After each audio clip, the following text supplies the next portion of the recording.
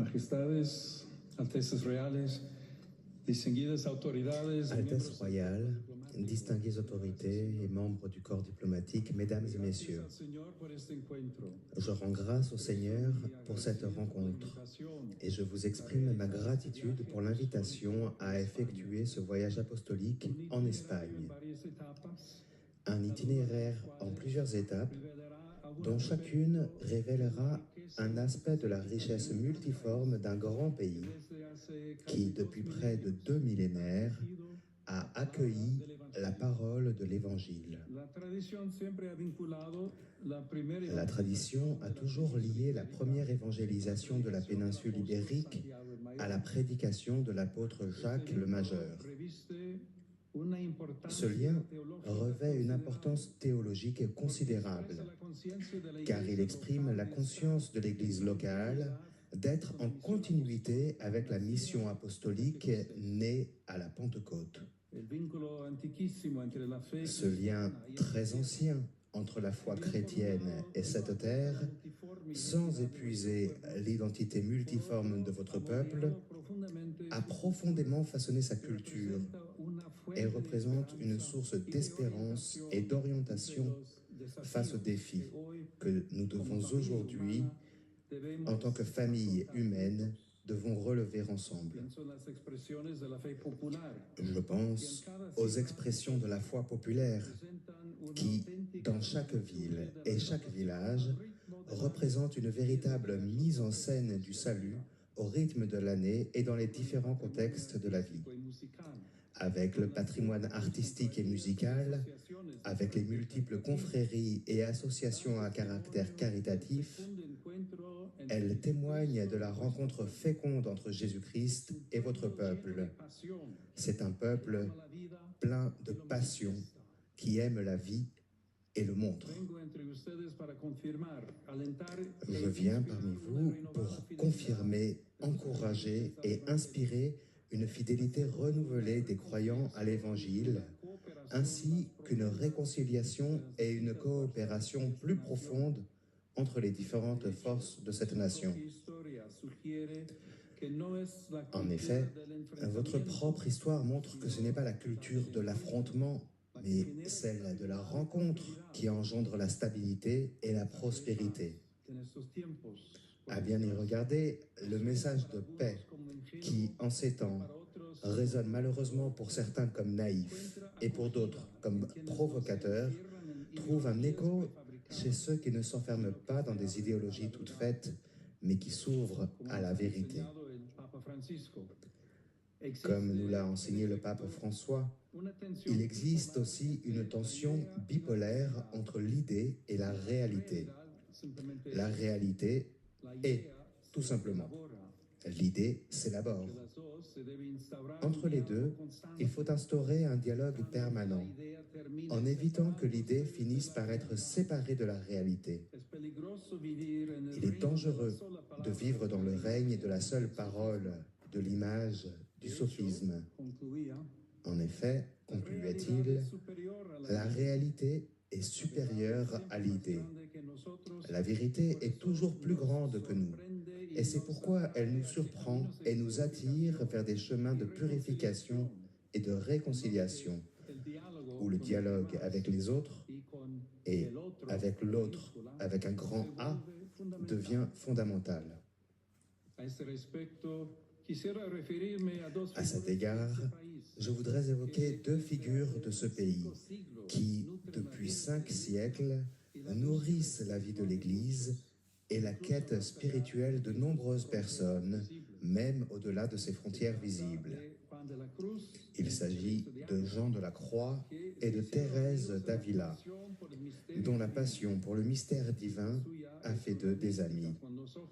Leur mystique est une mystique des yeux ouverts, c'est-à-dire qu'elle n'est pas étrangère à l'histoire, mais qu'au contraire, elle nous conduit à la racine des questions, au cœur de la réalité.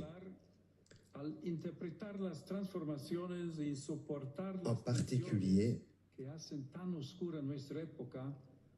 le thème de la nuit, si cher à Saint Jean de la Croix, dont nous célébrons l'année jubilaire, nous aide à interpréter les transformations et à supporter les tensions qui rendent notre époque si obscure.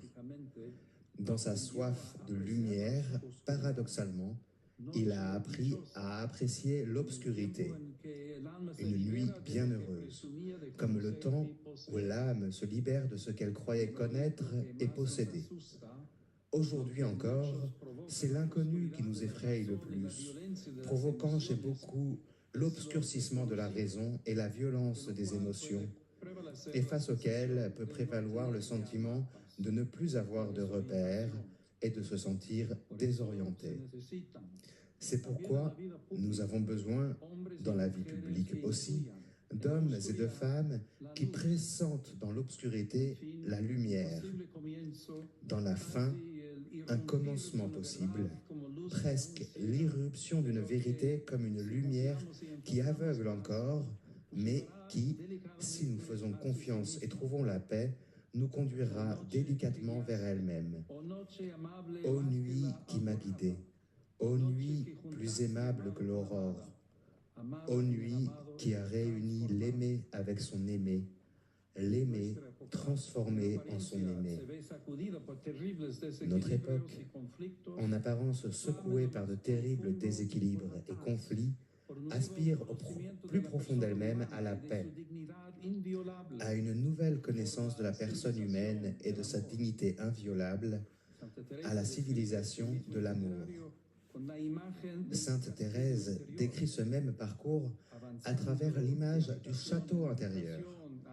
En avançant de pièce en pièce vers le lieu le plus intime, c'est-à-dire chacun vers son propre cœur, sanctuaire de la vérité, l'espace s'élargit, l'esprit s'ouvre, les contradictions se résolvent, les tensions se dissolvent, les autres trouvent leur place et l'univers devient un foyer. Il ne s'agit pas d'une fuite intimiste, mais d'une ouverture radicale au totus alius et semper novus, tout autre et toujours nouveau, qui se réalise lorsque nous revenons à nous-mêmes.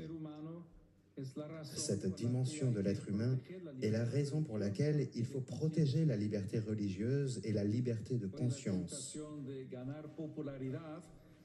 Aujourd'hui, la tentation de gagner en popularité en attisant le feu des polarisations semble grandir au lieu de s'atténuer. La dignité humaine continue d'être bafouée.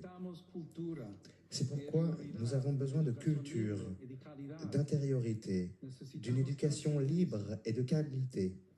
Nous avons besoin de transcendance. Et pourtant, depuis ces nuits sombres, des hommes et des femmes fidèles à la vérité ont été poussés à avancer de pièce en pièce, jusqu'au point où, dans la conscience, la justice et la paix s'étreignent. C'est de leur liberté que nous apprenons à être libres. L'Église catholique est au service de cette soif du cœur humain, non pas de manière imposante, mais par le témoignage évangélique soutenu par une multitude de martyrs et de saints, et elle est aujourd'hui disposée à se mettre au service de l'avenir d'un peuple en quête de réconciliation et de paix.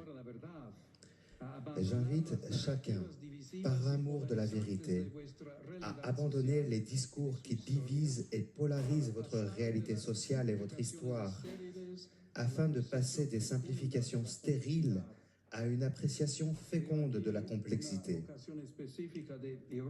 Je vois là une vocation spécifique de l'Europe, dont l'Espagne est un acteur fondateur et essentiel. C'est le cadeau que le vieux continent peut offrir au monde s'il veut rester jeune, car jeune est celui qui a le sentiment d'avoir un avenir et une mission encore à accomplir. Apprécier la complexité et l'étudier, apprendre à ne pas la nier et à la vivre comme une bénédiction, fuir ces approches identitaires qui semblent tout éclairer, mais qui peuplent le monde de fantômes et d'ennemis. Telle est la tâche de celui qui a une grande histoire derrière soi. Les nouvelles technologies sont devenues un environnement artificiel où nos choix fondamentaux sont mis à l'épreuve. En leur sein, les préjugés s'exacerbent, la pensée critique s'affaiblit, les intérêts dominateurs sèment des pulsions de mort. D'un autre côté, le bien peut résister et se communiquer.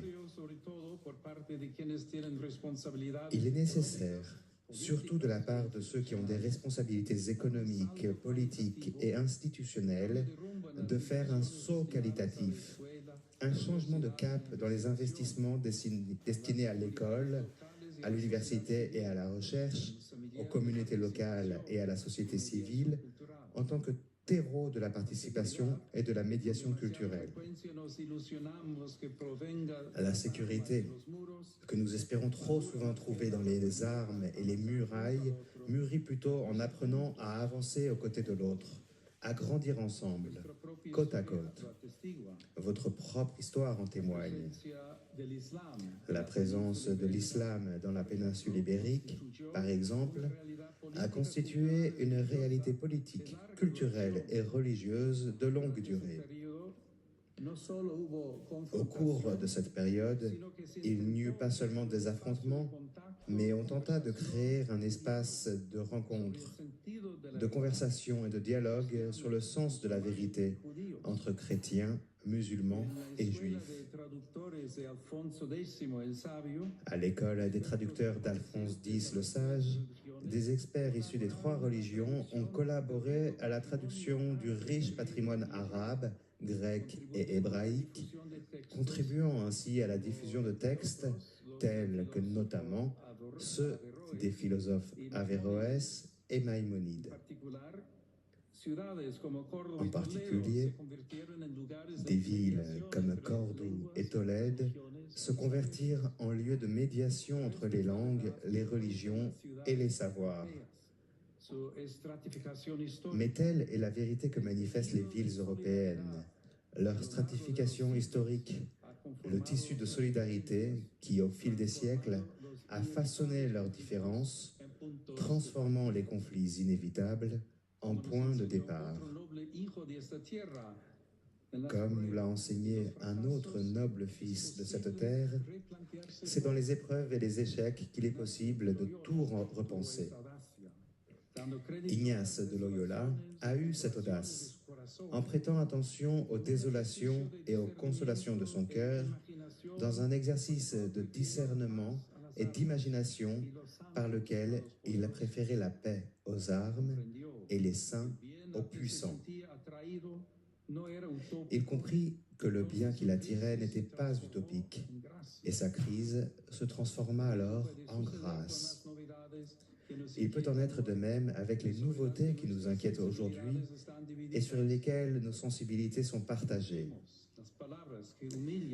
Évitons les mots qui humilient ou qui opposent. Choisissons la lumière qui éclaire et la franchise qui ouvre des voies. Ne bénissons pas des enthousiasmes naïfs. N'alimentons pas des peurs stériles. Indiquons plutôt des critères de discernement.